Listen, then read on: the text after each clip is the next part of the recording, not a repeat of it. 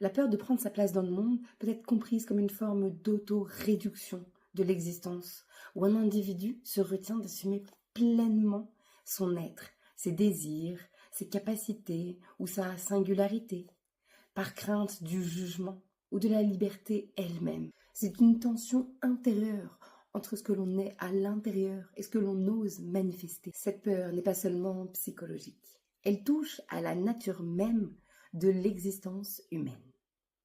Exister, en philosophie, c'est se projeter, agir et occuper un espace symbolique. Bien sûr, ce n'est pas simple. Apprendre à montrer qui nous sommes vraiment est déjà un apprentissage en soi. Depuis l'enfance, on nous a répété tant de fois de nous taire, de ne pas faire de bruit, de ne pas dépasser.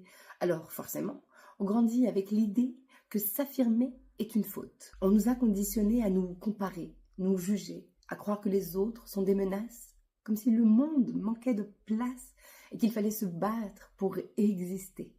Et à force de vivre dans cette logique, on finit par écraser au lieu d'entraider. Mais prendre sa place ne veut pas dire effacer les autres. Il suffit d'avancer avec humilité, de reconnaître l'autre comme son égal et de ne pas laisser l'ego prendre le contrôle. Tu as le droit d'être là.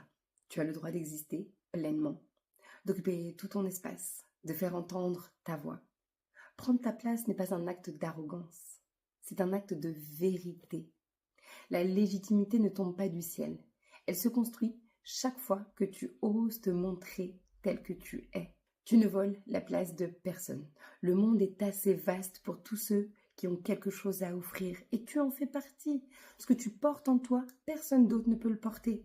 Alors, avance sans t'excuser. Affirme-toi sans te diminuer. Dans un monde où on nous a toujours appris à douter de tout, mais surtout de nous, il est temps de se sentir à sa place, de se sentir légitime de qui nous sommes et de notre histoire. Alors n'ayez jamais peur d'être. À bientôt.